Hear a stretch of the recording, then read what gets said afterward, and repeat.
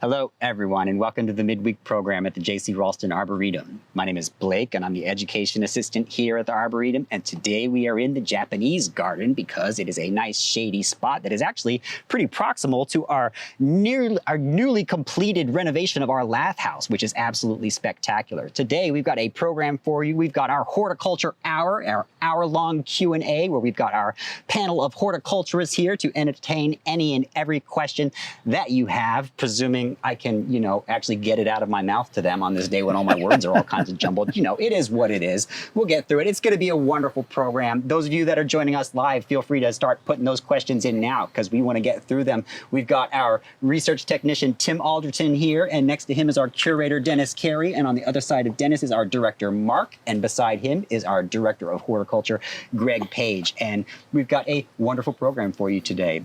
Those of you watching this on YouTube, please like this video and subscribe to our channel, and feel free to leave a comment down below. And with the announcements out of the way, before we get started with our hour-long Q&A, and again, go ahead, put those questions in the chat, but we do have a tradition on our horticulture hours where Tim... At least I do. Yeah, Tim does.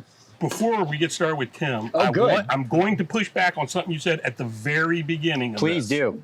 You said that the lath house is completed. Oh. This is an issue that I'm throwing out there. People talk about like a house being completed, and then they don't have a budget for a landscape afterwards. This is what happens every time.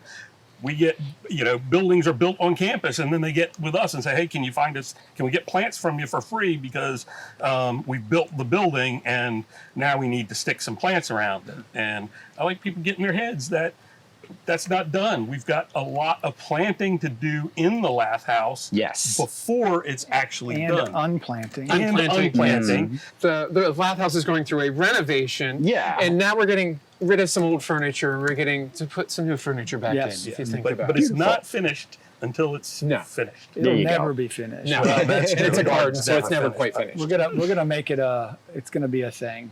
We're gonna make it nice and shiny. Yes. Beautiful. So what do you got for us, Tim? Okay, so I have a couple of Mark's collections which are actually starting to do some things in the garden. This is the one bizarre one, and let's see if, I'm hoping, does this actually stand out against my shirt? This is a Baccharis. This is Baccharis trimura, which is bizarre. If Baccharis doesn't ring a bell, what's Groundsel bush, which is our native shrub. You often see it out at the coast, but it has made its way up and around here as well. Yeah. It's a daisy relative, and this was just bizarre. It has no leaves. It has these modified stems that have wings on them, and then the nodes, there's flower buds coming out of it, and it's flowering for the first time in the garden.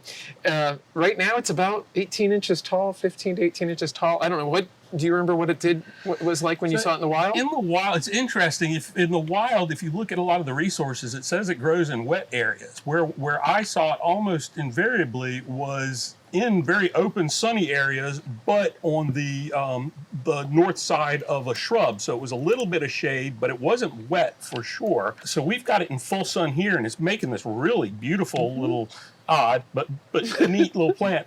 I planted one in pretty much full shade at my house last year. Came through the winter completely unscathed, and it is probably 40 inches across, kind of snaking around the ground instead of going up like it is in sun. So it's not dense? Mine is not dense. Mine is very open, whereas this one in our garden and sun is very dense and upright. And they were growing to maybe 30 inches or so is what I saw in the wild. I think yours is looking for the sun. Mine's looking for the sun, but it looks healthy as can be. Yeah, it's interesting. But yeah, it's just a bizarre one. And the flowers will be white, fuzzy, like shuttlecock. These are actually open, right? They're gigantic. It's in full flower. It's in full flowers, right? And there's tons of buds on it too. But yeah, it's a bizarre one. But the elephant in the room to me that you guys aren't mentioning is that those flowers are indeed fragrant. Dennis stuck his nose in it and wasn't quite able to smell it. Mark is notorious for his lack of sense of smell. To me, there's a tiny bit of honey to it. It's honey. It's a faint honey scent, and you gotta be somebody who I guess has functioning olfactory senses senses in order to be able to perceive it, but you know, it is fragrant. I can smell something there. I don't know. It's very faint. Yeah, now that you put the label honey on it, I get the honey now. I didn't get it the first time. Very slight. It's very slight. It's subtle, but it's delightful. But it is an Asteraceae, and it is good for pollinators. No doubt. And the other one I have from his trip is, and they're starting to wilt. I only picked these about 20 minutes ago. Honestly. But everything's wilting, including us and them. But this is a Pavonia glycmoides. I'm saying that right. We've grown another similar species, Brasilensis, and this I probably couldn't tell the difference if I didn't have them labeled. But either way, it's been a great bloomer. And a long time. They've gotten, and our plants are probably 3 feet tall already, and they're bushy as ever. I've seen Brasilensis in Buenos Aires, but we have it in the perennial border as well. It's just a cute little hibiscus relative, and it's covered in flowers each day. Like a hibiscus, the flowers only last a day. So yeah. But a really cool one out there. And let's keep talking about elephants in the room. What's really remarkable about this plant is the back side of the flower. Oh yeah, you can see the veins. And what's remarkable about those veins is you get this planted right and you get the sun shining through the top of the flower and you see it from the back. It glows. It is so good. I would love to see this in a container where it's raised up so that you can get underneath it and see those, and with the sunshine, because that's so good, those red veins. There's an Australian plant. Is it Anisodontia or something like that? I've killed that so many times, and to me it kind of reminiscent of that, but we've been able to grow these. So just another cool one to try. Hopefully we'll be able to distribute that one pretty soon. And from the shade out near the pedestrian entrance, this is one that's been one I've endured for years now. This is not from Mark's collection, but this is one we've had, like I said, for a while. Syningia eumorpha. So this is a Florus gloxinia cousin. We grow a bunch of other syningias in the garden as well, but this is one we grow in the shade, and it's been flowering for probably 2 to 3 weeks, and it'll flower until for another month or so. This is a great house plant. I have this one in a pot at home, and it's flowering on my deck right now. But it'll grow inside too under good lights. They're great for the winter because they go dormant. You can just throw them in a closet if you do have them in a pot. Really easy to maintain if you don't have a lot of space in the winter. But fuzzy African violet relative only gets maybe 6 or 8 inches tall, but the flowers are a good inch or so, little foxglove-like blossoms. Just a beautiful one there. You get big old bumblebees will go in there. Yeah, they would. They would like that.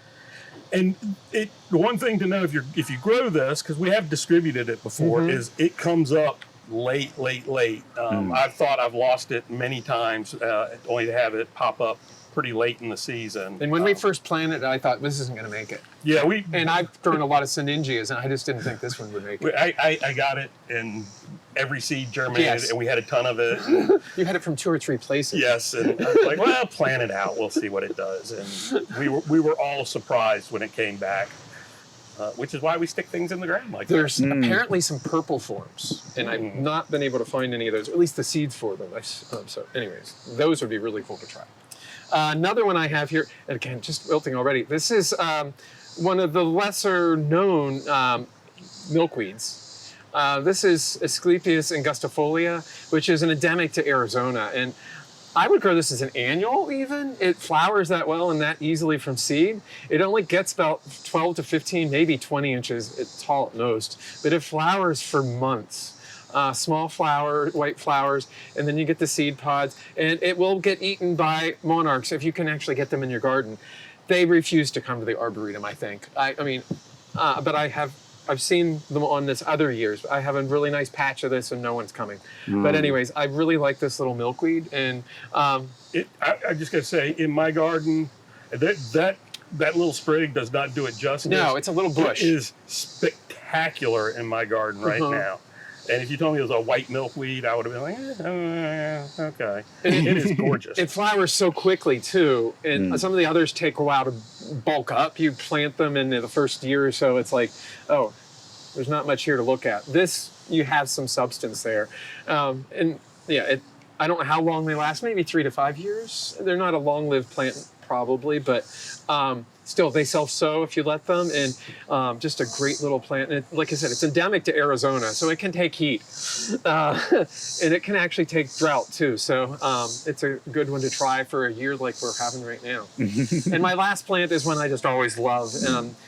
This is Kufia cyanea ashvilla. So it was out of flower for about 2 to 3 weeks, and it's now coming back to flower. I thought it was because it was hot, but no, it was just taking a short vacation, and it's coming back into flower again in the heat of the summer, not because it was getting hot. It had been flowering since early May, I think. It's a remarkable plant, and for a Kufia to be flowering from that early and then to continue the whole season. It'll go right up till frost now. So lots of little pink flowers on that with a yellow face. How were you describing it? As little shrimp? Like a little shrimp. A little shrimp, If you can get in, you can see the little stamens sticking out, and they look like little eyeballs. If you get really close, that's an up close and personal. Like in a mantis shrimp. Yeah. Oh, yeah. You should have been more specific, Yeah. Dennis, honestly. Now I can Not see the it. one you're eating. Yeah, no, but that's The a one that'll mantis break shrimp your all day, finger. every day. Anyways, so those are the ones that caught my eye today. Brilliant. Okay, well, thank you for sharing that, Tim. Those are some really neat little plants for sure. So we did have questions come in, which is very wonderful. First off, Mary would like to ask a question about pruning camellias. She wants to know how to fill it out to be a screen. How to fill it out to be a screen. And just There- camellias, she said, not specifically Sasanqua or Japonica, Right. which there are some considerations. There are so many different cultivars, and they make really good screens because you get screens with benefits. They have flowers and they're evergreen. You know, off the top of my head, I'm trying to think of some really good ones that make screens. But I think any cultivar would do that. She's looking for She wants to know how to prune it. how to make a prune screen. it. Oh, so I've got an overgrown camellia in my garden that I wanted to kind of start over and keep it smaller. And I've what they call hat racking, which is cutting it back. There's nothing on there. It's bare stems. Did that kind of mid-spring. It's all sprouting back. I probably won't get flowers this winter, but I will next winter. They really tolerate a lot of pruning. So if you have big ones and you want them to be a screen, but they're loose and open, You can be prune really them hard, really hard. and they'll flush out and be very dense. And then just every year after flowering, trim them however you like them. If you want Right them to after be, they flower. if you want to be up and natural, kind of let them grow. But after they flower, do some pruning in there so they stay dense. If you want it to be a square hedge, you can do that. Plants with big leaves like that, when you cut them, if you hedge them with a hedge trimmer, those cut edges will look brown for a while until it flushes back out. But I actually saw a beautiful big kind of a hedging, and really went up over of that in New Zealand. All of Camellia, Dr. Clifford Parks, who's started Camellia Forest here locally. They apparently love that camellia in New Zealand for some reason. Well, I think about all the tea we saw in Taiwan, and they're just, they're little squares Pinching it. on the sides of the mountains, just cutting the leaves off of Yeah. them. But was your plant a Japonica type, or was it a Sasanqua or something in between? Well, mine was actually Transarinensis, so it's one of the smallest ones. So it's a late winter spring flowering one. but I've cut. I've done Sasanquas really hard to grow them in a tight spot. We took hedge clippers one year, cut them back really hard, like Mark said. We lost a season's flowers because of that, but the next year it was solid flowers. We let it get a little bit shaggier, and then just with hand pruners went in and kind of kept it maintained so that it was soft. It wasn't just a nice flat level edge. And it worked really well in that kind of situation. I forget which Sasanqua it was, but we lost a season of flower. The next season, it was absolutely covered from top to bottom with a nice color edge. And I want to say, when I cut mine back hard, there were no leaves on it. I did it with a pruning saw, not with pruners or loppers. I went through big branches and just got it because I'm going to keep it trimmed into kind of a nice tight shape. But if you don't want to cut hard, you can go, and you don't want to lose flowering, and you want it to be a hedge. Go in after it flowers, prune it, not super hard, but prune it back a little bit. And do that, in a couple of years, it'll be a lot denser and fuller, and you won't be able to see through it. Nice. Great. Yeah. All great tips. And also, you want to talk about camellias being able to take a hard pruning. They do camellias as bonsai in Japan. So you can really abuse those things without any worries whatsoever. Sue is wanting to know where the JCRA 2026 trip is going to be. This past year was in Japan. Wow. So where are we going, Mark? Spoiler. We don't have the signed paperwork yet with our travel partner. And so until County? it is written in Yes. NCSU's ink, I don't like to tell people because we have had things fall through before. And so if you're a member, you will be the first to know. We are revamping our systems this year because there's such a lot of interest, and a lot of people just weren't able to. Everybody's over their button trying to refresh, and if you don't have as fast internet, you lose out.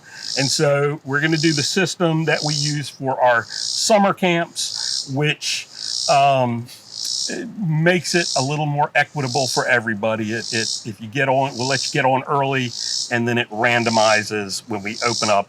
If whoever's already waiting, it randomizes that so everybody has an equal chance. Yes, but don't go thinking that just because you're on there an hour early that you get first priority, because as long as you're there early at all, it then takes everybody and randomizes that. So yes, an important detail. Don't get your hopes too high on that, thinking you're in the door first. Okay, Paul says he has a Rosa Sharon that gets buds, but rarely ever has the bud opened into a full bloom. And this has happened for the past 2 years. Do we have any thoughts on why this might be happening? Rosa Sharons they're just quitters. They're quitters. They're just quitters.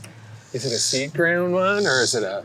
There are some forms that don't do that. Yeah. If it's one you got from us and it's a purple flower and it's variegated, there's two cultivars. One never opens, one does open. Now, if it's one of the more recent introductions, they would probably tell you that doesn't happen to them. But I'm with Greg. The older ones, I hate them. Yeah. Never been a big fan because of that. And they just are, there's going to be some hating coming out of my mouth. They just always kind of look ratty in the landscape. Thank you. The texture, the way they grow.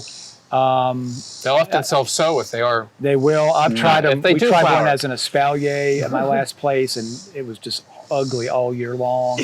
Never produced a lot of flowers. The newer ones are much, much better, and it makes me kind of like them again. There's a couple white ones that are okay, but it's not my favorite plant in general. I'm going to guess that maybe you have an older one, and it's just prone to doing that when it reaches a certain age. I think that's part of it. It's an older one. It's the age, and there might be some issues with sun and light and that as well. Tim just said the phrase "a major haircut." Do you think that doing a rejuvenation pruning might help it? I would definitely do that. Okay. You can literally cut them back to a foot. Yeah. Sure.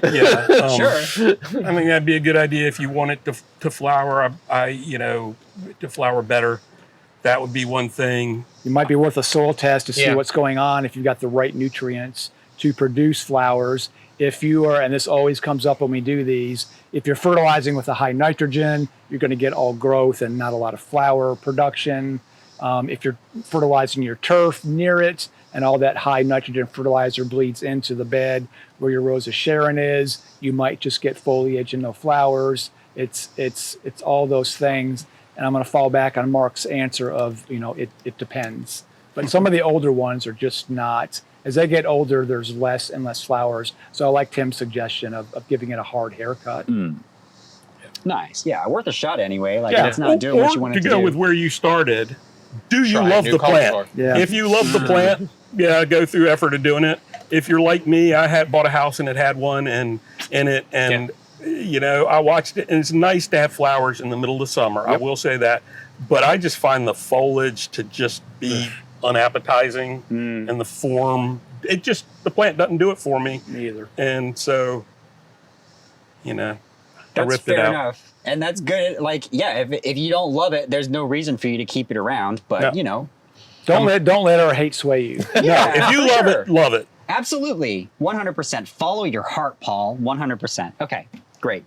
That was wonderful. Okay, Robin says that a Chinese tallow popcorn tree was growing out of her neighbor's hydrangea about a foot away from her garden bed, and it's already 5 foot tall since the spring. So she went and explained to her neighbor how invasive they are, and they did agree to remove it. However, this year they cut it down to the crown and then poured concentrated Roundup around it. And now says now that getting about 2 inches of rain, and she's concerned that it will kill the plants in the bed. How concerned are we about that? The rain's not going to spread the Roundup around per se. You know, depending on what time of day they did that, which formulation, which flavor of Roundup you use. There's dozens of them now. You know, that's going to depend. If it's one of the ones that has some of the strong broadleaf herbicides that are the 2,4-Ds. And those sorts of things, those are going to cause more collateral damage. You know, it's a tricky thing, and the collateral damage might be worth it to get out an extremely invasive plant out of the garden spectrum. But Fair. It's hard to say without being in the garden looking at it. It's another of those depend things. Well, Yeah. and time frame, you're going to know in 2 weeks. Yeah. You're going to know pretty quickly. Yeah. No matter what. And the original Roundup, glyphosate, is known for binding tightly to soil once it Yeah. gets into the soil, but only if that soil is high organic matter. In sandy soils, it does tend to move a little more and give a little more collateral damage. Yeah, glyphosate doesn't stick around for very long, and that's not really the prescribed use for Roundup as a stump treatment. For sure. And speaking Roundup needs to be taken in by the plant tissue, and then it goes down into the root system. It's actually a type of growth regulator. It's not going to do much if you're just pouring it onto a bare stump. Yeah. It will more now because while you think Roundup is glyphosate, it's there's a other lot of things, different things in there. Now it is, yeah. One of the issues with Roundup that caused problems for homeowners was the original glyphosate. He said it's a growth inhibitor. It inhibits photosynthesis, and so it's taken up by the plant, and it takes it 2 weeks to work. Mm-hmm. You don't see it, but nowadays people want to see some dead plants within 12 hours at most, and so there's some quick acting things in there, and a lot of the Roundup doesn't have any glyphosate at all in it. No, anymore. there's surfactant so that it spreads out on the leaf. There's MCP, there's 2,4-D, there's other things in there. It's too accessible. It's right at the checkout counter when you're paying at all the big box stores. You can get your mellow yellow and your flavor of Roundup right there. Yeah. Just don't confuse them. Yeah, Don't just be confuse careful which bottle you're drinking out of. And it's also worth noting that, like, if you are reading the label and following the directions Thank you. perfectly, you are minimizing the amount of collateral damage that you will get. So, like, we do commend you for convincing your neighbor to take out the popcorn tree, because that's never easy, trying to educate people on that. But again, like, there's no rest for the wicked and no good deed goes unpunished. Like, there's yet more education that needs to be imparted onto that person. And you said it right. Read the label and look at what it says to do. More is not necessarily better. There are some herbicides and pesticides that do need some time to work. And if you overdo, if you put in on more than they say, one, you're just throwing your money down the drain because you don't need to do that. But two, you could be overdoing. It will have too much of the one chemical, like say in the Roundup, where it kills it.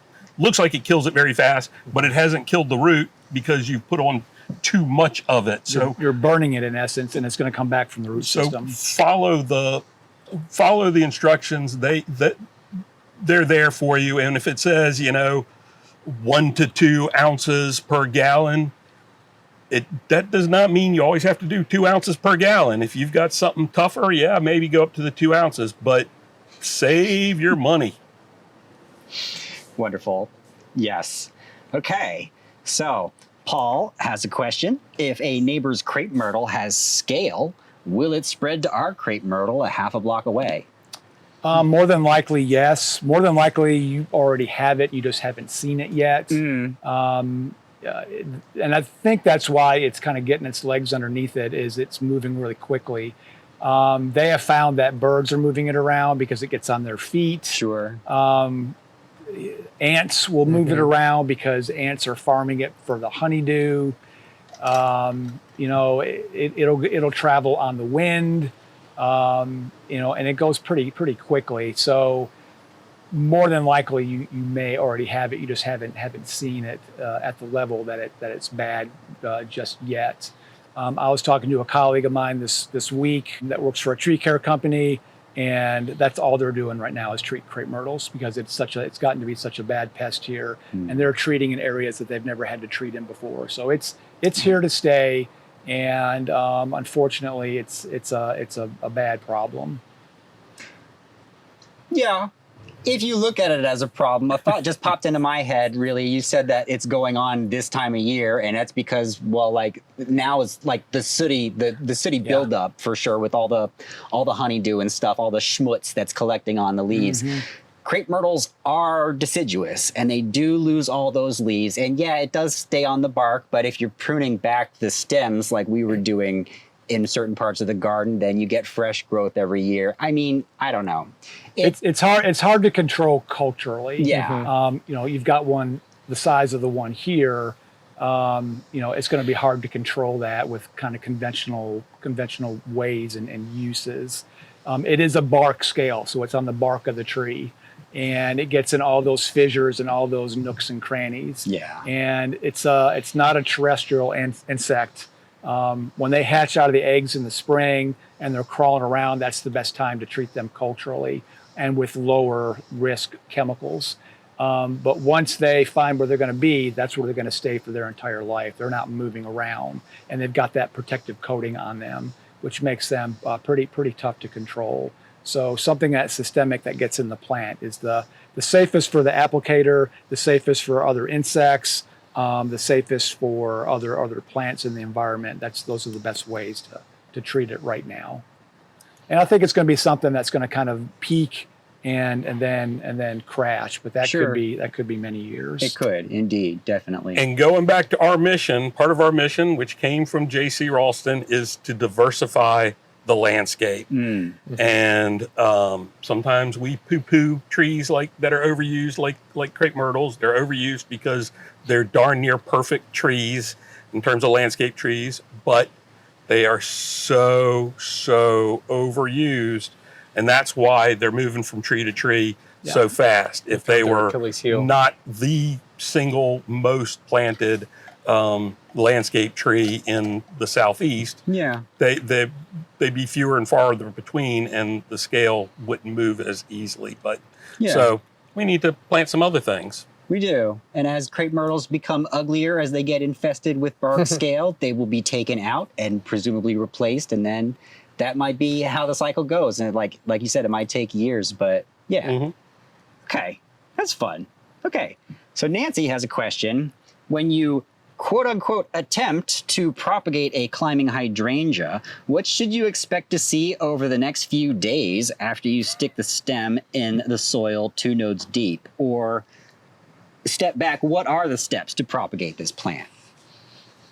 It's going to take a few weeks. Yeah, for sure. Months. For sure. It's going to take a little while to root. That's some advice that I can give to the fledgling propagator. The more you want something to root, the less likely it's going to be to root. There's no science behind that whatsoever. But if you're checking your cuttings a couple of days after, then clearly you really want it to root, and disturbing it while it's trying to root is it's not helping you Don't do that. And so here's the thing with climbing hydrangeas. It seems like they should be easy. They're hydrangeas after all. So and they have roots all over the stems. And they have roots above the stems. Those roots, those little clinging roots, will not root into soil, like into media. They won't grow longer. Those roots are for clinging onto things. They're a different type of root, which doesn't mean those regular roots can't grow from cuttings that are like that. But you're much better off either getting growth that hasn't formed those roots at tips, or creating them by cutting your plant back some, kind of peeling it off, and it'll send out some more shoots.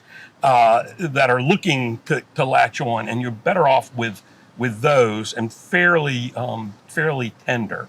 But climbing hydrangeas can be tough. But but the ones that are really growing and latched on, those can cause problems for pretty experienced propagators. But in general, you get some that's growing, you get some commercial rooting hormone of whatever type, dip and grow, whatever, and follow the instructions on the amounts, and take your cuttings early in the morning if you can, so the plant is fully hydrated. You don't do it in the middle of the day. And then if you can't stick your cuttings right away, put them in a plastic bag and put them in a refrigerator. Sometimes I like putting my cuttings in the fridge for several hours, up to 24 hours or more, and just get their respiring when it's hot so much, and just kind of getting them to reset a little bit. I don't know if that actually helps. I've never seen research on it, but if I don't get them first thing in the morning, or if it's like it's been where it gets down to a low of 82 overnight, sometimes that kind of stopping the respiration. That makes sense. sense. I was just reading in Alan Armitage's book about perennials. He was talking about the nature of like heat tolerance and that kind of stuff, and he thought that a lot of perennials planted in the South, they're more likely to be not tolerant of our summers than the winters, and that's because the night temperatures don't really get low enough, and they're still respiring really quickly when it's still warm, and so you can't really accumulate good carbohydrates. And so like if you're collecting things early in the morning. I see a lot of people theorizing about nighttime temperatures. I've never actually seen research, so I'm always curious about that. But and in general, plants, as a general rule, this does not apply to all of them, does not apply at all to certain groups of plants, but 89 degrees is where respiration generally shuts down, and that's when you start to see plants that are flagging even though they're completely hydrated. It's all those little pores have closed, and so water's not moving through them, and you can start, if that lasts too long, you can start losing plants, and no amount of water you can put on them to perk them back up. They should do research on the nighttime temperature things, because as a human, you can feel the difference. Yeah, there may be good research. There's been some stuff on woody plants. Like I know for conifers in particular, I've seen some stuff, but I'm not sure about herbaceous things. Okay. But that hydrangea, just in general, patience with the cutting. Yeah. Not the 2 days like you were saying. Maybe 2 weeks. Sure. You never know. And really, your best thing, and this is hard for anybody to do, is to leave them alone and wait until ideally they're flushing out some new growth. Now, sometimes they'll flush out new growth and not have formed any roots. No kidding. But that's maybe a time you can kind of give them a little tug. But if you pull it out and stick it back in there, you are, you're loosening up that space. So any, that contact between the soil and the plant is being lost. If you do it real early, you could be pulling off, kind of getting whatever hormone is still there. If it hasn't been taken up, you're kind of pulling that off. You just leave them and be patient. Yeah, patience. It's always a good thing. Okie dokie. So Mark's not allowed to answer this next question. Ed says, black patches on Akuba leaves, likely cause, prevention? He's got to answer this one. Mark can answer it. Fine. That's fine. That's an Akuba. And often, if you start getting those black spots on leaves, you'll start to get canker on the trunks, and the whole thing will look like it's been torched with a blowtorch, and it's time to rip it out. Something fungal, but I don't know what it is. Yeah, I'm trying to think back to my diagnostic lab conversations when there would be a flurry of those that would come into the lab. I don't know if it's a necrotic leaf spot or if it's a fungal thing, but it's not. That's an Akuba. And some are worse than others. Some of it's stress. We've got some in the Lath House that sailed through the construction without a wink. We've got others that are black on the edges and the little So I think it depends on which ones when you see that sort of stuff. But Yeah. Horticulture, man, it's heartbreaking. It's full of that kind of stuff. You got to have patience, and you got to just roll with things sometimes, and not be afraid to rip things out and start from scratch. My experience is if it's just some outer leaves, maybe it's sun, maybe it's some moisture thing, and it'll grow out of it. Yeah. If it starts getting worse, just go ahead and rip your plant out because it's just going to keep going downhill. There's nothing you can spray or treat or. And let's face it, I love acubas. Do you have Never any thought I'd say that, recommendations? but I do love acubas. But come on, they're not like real expensive plants. You'll rip it out and put another one in. That's fair enough. Do you have any recommendations for like what sort of site might prevent this kind of thing? Like places to plant it? It's going to be happiest in some shade with. It doesn't need. They're actually very drought tolerant once established, but some decent air movement. It seems like the still air. Yeah, sure. Sometimes I'll see them planted right by a house, and they're under an eave, so they're in the shade. They get absolutely no water because and they grow for years. And then I think what happens is when those go downhill very quickly, somebody has done something in the yard or the garden, and all of a sudden, like water is getting to it that it wasn't before, and it rots it out because it's getting a lot more water when it was dry. But sure, they can. They're not like Daphne so much, but once you start getting that stem canker, it's gone. They're toast. Hey, trip to the plant store, Exactly. Okay, great. Paula says, I would like to know how to get rid of moss in my flower gardens. The mosses are in the sun and not wet. Someone suggested putting lime on, which she did, but it didn't help. Did you do a soil test? A soil test. Why would she do a soil test Because first? it might not need the lime, it might need something else. Okay. So typically moss grows where soil is acidic, so the lime makes sense, and compacted. Ah, And wet. What's that? And wet. And wet. typically. So my first question is, well, not necessarily wet. Honestly, yeah. you can have Moist. very dry spots that you get that.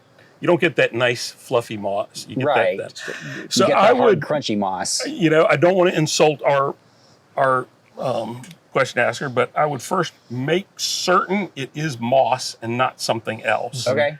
And if it is moss in your beds, adding some compost will help because that will, and breaking up the soil because presumably it's pretty compacted, and really throwing mulch over it should Honestly, That's what I was going to say. take care of it. No kidding. But if you're growing moss there, you've got an underlying problem. Ah, sure. The soil's too compacted, or if it's in a bed, there should be organic matter anyway. You would think. But it makes sense to add organic matter because doing that would smother the moss. Yes. It wouldn't be able to have any light. And then adding organic matter does help break up the soil. So, yeah, I think that's... The other option is to say and tell people and brag about your new moss garden. Yes. Because people love moss gardens. Yes. And if you have a moss garden, your moss will die most likely because they are terrible to keep alive. So, And if you want a moss garden, you've just taken on a Sisyphean task of actually getting the stuff established in there. It's not going to go where you want it to go. right. And it's going to die where you have it if it's a moss garden. Seems like without a lot of work, that's generally Could the be case. keeping it too clean, if you think about it. Not allowing any organic matter to... Probably Yeah. removing it all. Yeah. The other thing besides mulch, this is kind of the same thing. Plant more plants so that your soil is not exposed Yeah. and the moss won't grow. Or if it does, it's growing under the plants and not hurting anything. Brilliant. Okay, so that is all the live questions that have come in, and you are still able to ask live questions. I will give those priority, but we will move to questions that came from the internet. Devin left a comment, I believe, on your video about weeds, Dennis, and he says, I have an absolute invasion of, I think, lawn marsh pennywort, Hydrocotyle synthorpioides. He says, is there any way other than taking out your lawn or spraying heavy chemicals to control this, or do I just accept my fate and embrace it as a lawn now? It grows over my rocks and in my dry creek. What is it? Lawn marsh pennywort. It's that See it a lot out of the little, coast, right? it's got a little kind of Yeah. Yellow rounded flower. peltate leaf, Yeah. right flat on the ground. What was did they give a scientific name? Hydrocotyle cinnathorpii. Yes. I would know hydrocotyle. I don't know with the different species, but Right. it's smaller than the other pennywort that grow. In your lawn, it's a broadleaf weed, so any lawn weed killer Yeah. will work if you want to spray an herbicide. You can just let it grow in your lawn. Typically, it does not really outcompete. It may not disappear in a lawn, but typically Sure. it doesn't outcompete. You may, depending on your turf type, you may be mowing too low. Like a zoysia or something like that, you want to go 2.5, 3 inches. So be careful you're not mowing too low. The problem with leaving it, if you have a bad infestation of it, is it will spread and it is really difficult to get out of beds. Really the easiest way to do it beyond spraying is to just kind of slide off the top 1/2 inch of soil where it all is, rather than try to pull it out, because it'll just break off and you'll leave roots there and it'll regrow. So you may want to do some spraying to get it under control first, and then check how you're maintaining your lawn. Yeah. And once you get it under control, if your lawn is healthy and happy, it shouldn't take over. Yeah. Famous last words. Right. No kidding. Okay, well that's good advice. All right, so Mary has given us another question. We're going to go back to camellias a little bit. She says that something gnawed on the trunk of her camellia and left an injury about 3 inches.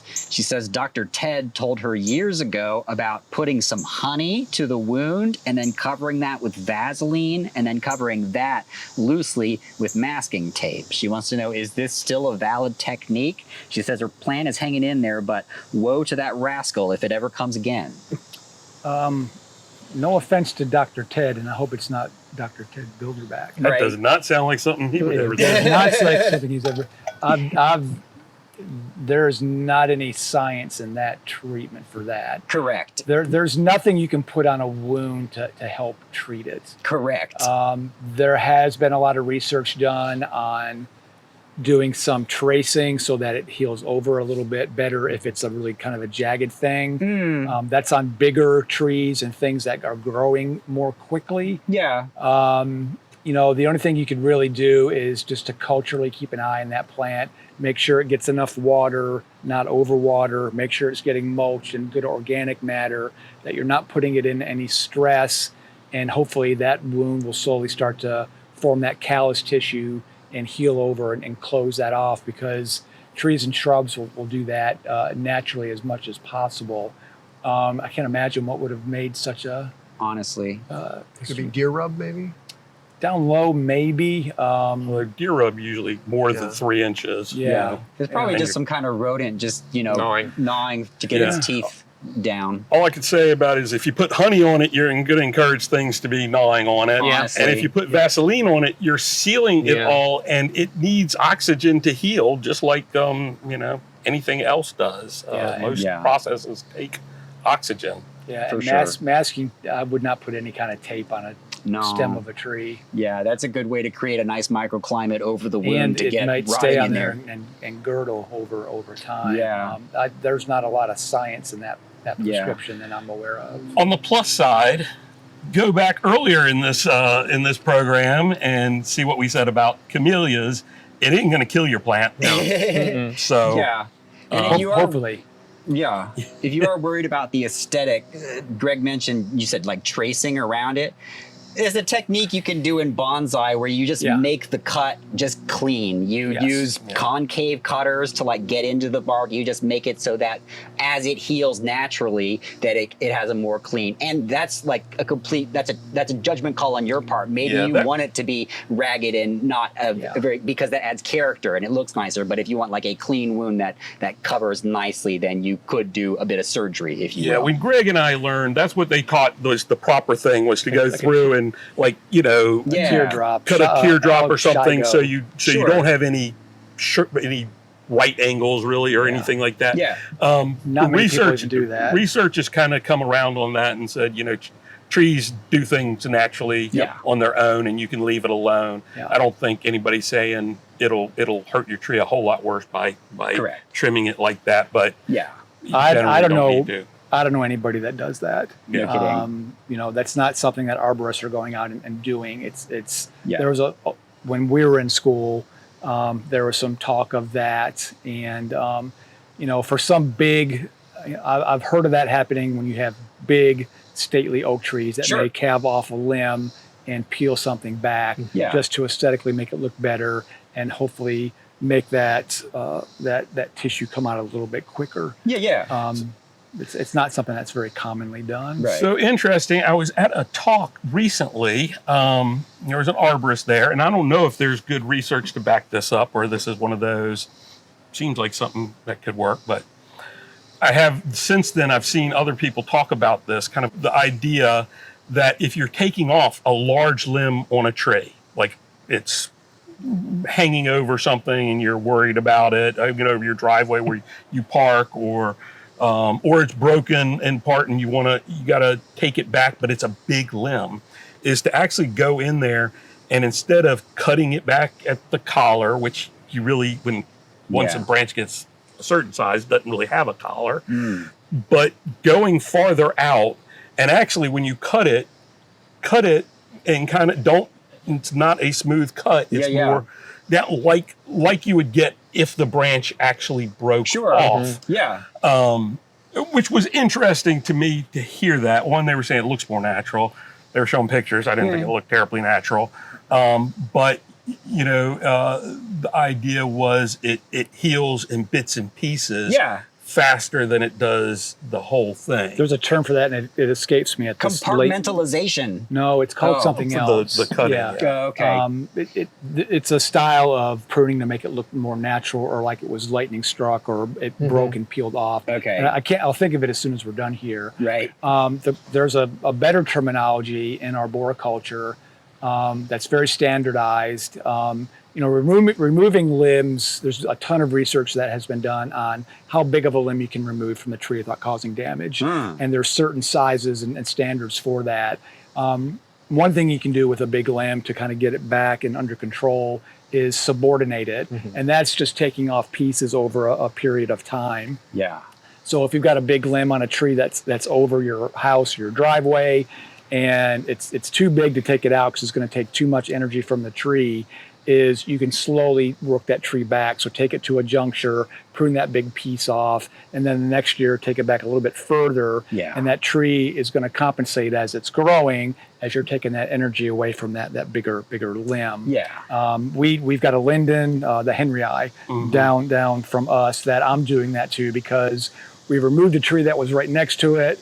Those limbs don't have that support or protection anymore. So instead of cutting off these big limbs, I've subordinated it back so that we're not taking a lot of energy away, but we're also reducing that weight and the wind load. Well, and that I want to bring that kind of to the homeowner level, because a lot of that is more professional. It is something that a lot of people don't talk about. Is you buy a tree, you buy a dogwood, you buy a maple, you buy whatever, a crepe myrtle, you plant it. And sometimes it grows kind of more bushy than tall.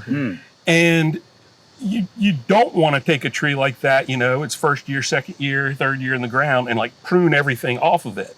But if you're not getting you want a single leader and you're not getting a good leader going up, you can go in there, you're getting either multiple leaders, or you're getting, lots of stuff, coming out, it's getting more bushy.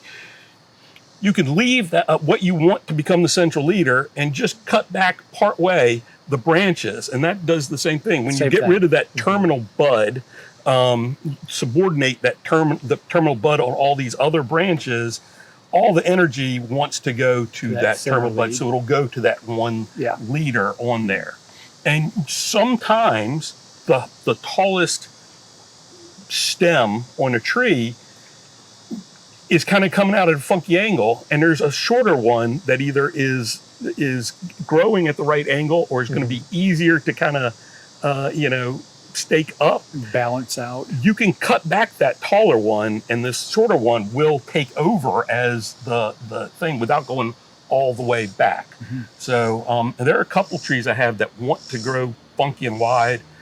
Our Eminopterus, which is flowering now, is one that as a young plant, it throws out these long side branches. And so sassafras can do that. So I'll go in and for the first 4 or 5 years I'm growing it, I'll just go in there and cut those things back like halfway, all those side branches, to get it really going up. And that's when you want to do it. It's when that tree is young, because it's harder and more stress on the tree when it's big. Absolutely. Is to kind of get that young tree, that stuff under control at a smaller age when it's small. It's small pieces of. Do as we say, not as we do, because there's quite a bit that was not done here at the Arboretum because of time and labor. But Greg has us on a better path with that. But there seems to be two kinds of people with trees like that: ones who will not touch it, or ones who cut everything off, and you can really stress a tree out that way as well. Absolutely. For sure. It's a hard, happy medium to find. Yeah, definitely. And it just takes Balance in all a lot of things. time of doing it. Definitely. Okay, so we are approaching the end of our horticulture hour. Very sad, but you know how these things go. We'll do one final question, another one from the internet. Al said, and we don't appreciate this, Al, but Al says that he wishes that we had trouble with slugs instead of deer, because then you could give him information on what slug-resistant plants to plant. He says it seems like most of the plants that we talk about, his slugs eat, like Disporum and Lycoris and Alstroemeria and Zingiber. And did you know that slugs love fresh Cycas panguinensis fronds? So do we have any suggestions on dealing with slugs? I'm going to go first with like the Disporum. Is he seeing the slugs on there? Because I don't, but there is a sawfly that is in recent years playing havoc with my Disporums and Polygonatums. So it may not be slugs. It's something eating the leaves kind of raggedly, like a slug often does. Sure. I'm amazed the slug could eat a cycad. It's never done that for me. When they are Sawfly really damage tender. is often misdiagnosed as something else because they look very slimy and slug-like, and they can be different sizes. They travel on the ground usually, and they don't like going over mulch, more wood chippy kind of mulch. Yeah. I've heard of people putting dichotomous earth around plants to inhibit that. We have a bad problem with them in some of our greenhouses, and we've done the little things of beer, which help, but it's something you have to kind of follow up on. I wouldn't, there's some chemicals. I don't know if we've tried those. Sluggo is one, but I think that's just dichotomous In the earth. garden, encourage some of our smaller snakes. Actually, brown, rough and smooth brown snakes. The smaller ones. Yeah, they actually eat on those garter snakes. Things like that will eat slugs. So. Yeah. And removing that from your organic layer. If you see them on a plant, and taking it out of trying to break the cycle of the slug. And slugs usually only show up when there's too much water in a place. Yes. And if you are providing any sort of additional irrigation and having a lot of slugs, you may just want to not provide that additional irrigation. And I'm sure we have some extension information out there that's going to be a lot more detailed than what we're throwing at you right now. Yeah. But it also, it's hard to say what slug-proof, slug-tolerant. If you'd asked me if anise shrub, starflower, Elysium had issues with slugs, I would say no, of course not. Sure. But then I was growing swamp hobbit, which is a little low flower, and the slugs ate the heck out of the flowers on there when it was in flower. Jeez. So, they weren't eating the plant. The plant was fine, but they were eating the flowers. The best part. But I'd taken the flowers from being 4 or 5 feet up in the air to being, real close to the ground. So. Sure. Yeah. And Paul put a comment in here. He says that copper strips stop slugs, and that's true. Like if you're growing things on benches, you can put copper on the legs of the benches and they won't be able to cross that barrier. And then there's the old cliche of salt, that does work if you want to go out there and hunt slugs. It sounds a little bit sadistic, but I see how you guys talk about deer and rabbits. So I'll tell you what, I mean, at home, slugs eat my plants some, but it hadn't been a really big problem. It's threshold of tolerance. But Yeah. I have gone outside at night with the dog, just in the driveway while the dog's going out and doing its business, and stepped on one of the great big old slugs, and that'll make you want to kill some slugs. Fair enough. Okay. Well, great. That is all the time that we have for today. So thank you, our wonderful panel of horticulturists, for showing up and being here for this wonderful Hort Hour. We do appreciate the knowledge. And I see you, Dennis. I see you. I know. You only opened your mouth once or twice. It did not go unnoticed by some of us. We are aware of these things. He's saving it for next week. Yeah, I know. Save my voice. When I'm here, I run on. I know that. I have been told I have a tendency to run on. I do That's too. fair enough. But yeah, we'll get a good dose of Dennis next week for our plant lovers tour, so that'll be wonderful. And we do appreciate all of you joining us today on our program today. We will be back next week with the Midweek program. And what are we doing next week on the Midweek program? Mark should be able to answer this, I'm pretty sure.